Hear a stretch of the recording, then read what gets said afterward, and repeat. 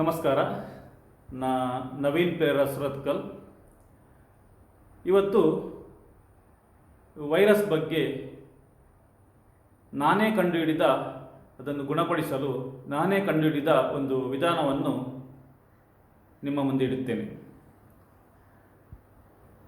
ಸಾಮಾನ್ಯವಾಗಿ ನಾವು ಶೀತ ಆದರೆ ಸ್ಟೀಮ್ ಇನೋಲೇಷನ್ ಮಾಡ್ತೇವೆ. ಸ್ಟೀಮ್ ಇನೋಲೇಷನ್ ನಾವು ಸಾಮಾನ್ಯವಾಗಿ ಮಾಡ್ತೇವೆ. ಆದರೆ ಸ್ಟೀಮ್ ಇನೋಲೇಷನ್ ಮಾಡಿದಾಗ ನಾವು ಒಂದು ವಿಷಯ ನೋಟಿಸ್ ಮಾಡಿರಬೇಕು. ಅದೇನೆಂದರೆ,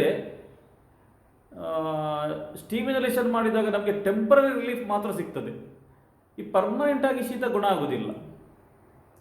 ಅದು ಯಾಕಿರ್ಬೋದು? ಯಾಕೆಂದರೆ ನಾವು ಸ್ಟೀಮ್ ಇನೋಲೇಷನ್ ಮಾಡಿದಾಗ ನಮ್ಮ ಮೂಗು, ಬಾಯಿ, ನಮ್ಮ ಶ್ವಾಸನಾಳ, ಶ್ವಾಸಕೋಶ ಇಲ್ಲೆಲ್ಲ ಬಿಸಿ ಗಾಳಿ ಹೋಗ್ತದೆ. ಸೊ ಇಲ್ಲಿದ್ದ ವೈರಸ್ ಅದು ಯಾವುದೆಲ್ಲ ಆ ಟೆಂಪರೇಚರ್ಗೆ ಸಾಯ್ತವೋ ಅವೆಲ್ಲ ಸಾಯ್ತವೆ. ಆದರೆ ಈ ವೈರಸ್ಗಳೆಲ್ಲ ನಮ್ಮ ಎರಡು ಜಾಗದಲ್ಲಿ ಅಡಗಿ ಕೂತ್ಕೊಳ್ತವೆ. ಒಂದಂದರೆ ನಮ್ಮ ಈ ಹಲ್ಲಿನ ಎಡೆಯಲ್ಲಿ ಏನಾದರೂ ಆಹಾರ ಪದಾರ್ಥ ಇದ್ದರೆ ಅಲ್ಲಿ ಸ್ವಲ್ಪ, ಮತ್ತು ಪ್ರಮುಖವಾದ ಒಂದು ಜಾಗ ಅಂದರೆ ನಮ್ಮ ಅನ್ನನಾಳದ ಕವಾಟದ ಒಳಗೆ, ಅಲ್ಲಿ ಬಿಸಿ ಗಾಳಿ ಹೋಗುವುದಿಲ್ಲ. ಸೊ ಇಲ್ಲೆಲ್ಲ ನಾವು ಸ್ಟೀಮ್ ಇನೋಲೇಷನ್ ಮಾಡುವಾಗ ಎಲ್ಲ ಈ ನಮ್ಮ ಗಂಟಲಲ್ಲಿದ್ದ ವೈರಸ್ಗಳು ಅನ್ನನಾಳದ ಕವಾಟದ ಒಳಗೆ ಹೋಗಿ ಅಡಗಿ ಕೂತ್ಕೊಳ್ತವೆ. ಸೊ ಇದರಿಂದ ಏನಾಗ್ತದೆ, ನಮಗೆ ಟೆಂಪರರಿಯಾಗಿ ಶೀತ ಎಲ್ಲ ಗುಣ ಆಗ್ತದೆ. ನಾವು ಸ್ಟೀಮ್ ಇನೋಲೇಷನ್ ಮಾಡಿದ್ದೇವೆ, ಒಮ್ಮೆ ನಮಗೆ ರಿಲೀಫ್ ಸಿಗ್ತದೆ. ಸ್ವಲ್ಪ ಹೊತ್ತಿನ ನಂತರ ಈ ಜಾಗ ಎಲ್ಲ ಕೂಲ್ ಆದ ನಂತರ ಅನ್ನನಾಳದ ಒಳಗಿರುವ ವೈರಸ್ಗಳೆಲ್ಲ ಪುನಃ ಹೊರಗೆ ಬಂದು ತಮ್ಮ ಕೆಲಸವನ್ನೆಲ್ಲ ಶುರು ಮಾಡ್ತವೆ. ಸೊ ಇದಕ್ಕೆ ನಾನೊಂದು ವಿಧಾನವನ್ನು ಕಂಡುಹಿಡಿದಿದ್ದೇನೆ.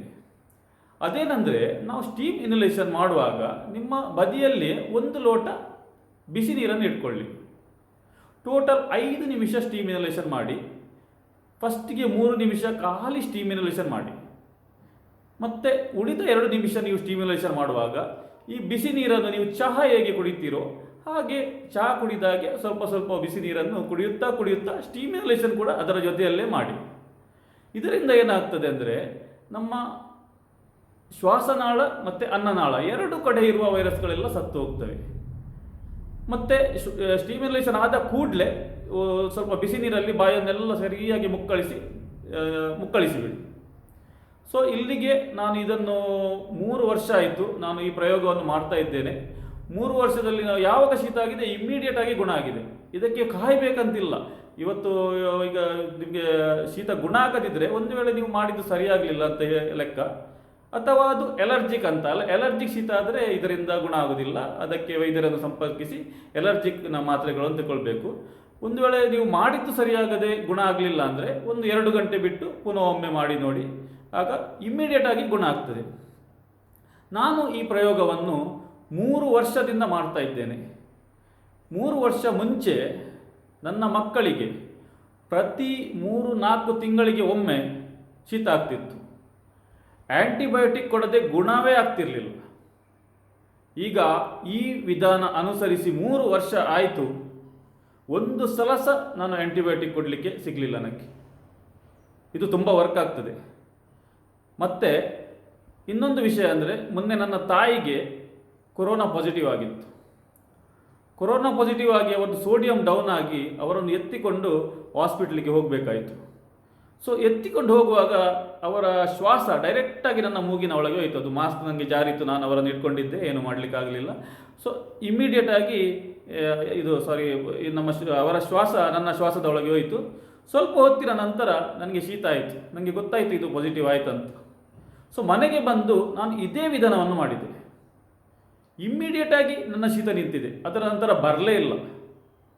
ನಾನು ನನ್ನ ಹಲವು ಮಿತ್ರರಿಗೆ ಇದುವರೆಗೆ ತುಂಬ ಜನರಿಗೆ ನಾನು ಹೇಳಿದ್ದೇನೆ, ಎಲ್ಲರೂ ಇದು ವರ್ಕ್ ಆಗ್ತದೆ ಅಂತ ಹೇಳಿದ್ದಾರೆ. ಎಲ್ಲರೂ, ಎಷ್ಟು ಜನರಿಗೆ ಹೇಳಿದ್ದೇನೆ ಅಂತಿಲ್ಲ, ಎಲ್ಲರೂ ಪ್ರತಿಯೊಬ್ಬರು ಇದು ವರ್ಕ್ ಆಗ್ತದೆ ಅಂತ ಹೇಳಿದ್ದಾರೆ. ಎಲರ್ಜಿಕ್ ಆದರೆ ಗುಣ ಆಗೋದಿಲ್ಲ, ನಿಮಗೆ ಅದಕ್ಕೆ ನೀವು ಬೇರೆ ಮಾತ್ರೆಯನ್ನು ಡಾಕ್ಟರನ್ನು ಸಂಪರ್ಕಿಸಿ ತಗೊಳ್ಬೇಕಾಗ್ತದೆ. ಇನ್ನೊಂದು ಪ್ರಮುಖವಾದ ವಿಷಯ ಅಂದರೆ, ವೈರಸ್ ಗುಣ ಆಗಬೇಕಂತ ಜಾಸ್ತಿ ಬಿಸಿ ಕುಡಿಲಿಕ್ಕೆ ಹೋಗಬೇಡಿ. ಸಾಮಾನ್ಯವಾಗಿ ನಿಮಗೆ ಉರಿಯದಾಗೆ, ಅಂದರೆ ನಾವು ಚಹಾ ಕುಡಿಯುವಾಗ ನಮಗೆ ಹೇಗೆ ಏನು ಬರ್ನ್ ಆಗೋದಿಲ್ಲ ಹಾಗೆ ನಾರ್ಮಲ್ ಆಗಿ ಕುಡಿದರೆ ಸಾಕು.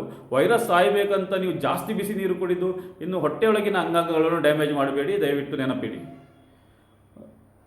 ಮತ್ತು ಎಲರ್ಜಿಕ್ ಆದರೆ ಇದರಿಂದ ಗುಣ ಆಗೋದಿಲ್ಲ. ನಾನು 3 ವರ್ಷದಿಂದ ಇದನ್ನು ಮಾಡಿದ್ದೇನೆ, ಯಶಸ್ವಿಯಾಗಿದ್ದೇನೆ. ನೀವು ಸಹ ಪ್ರಯತ್ನ ಮಾಡಿ ನೋಡಿ. ಧನ್ಯವಾದಗಳು. Thank you.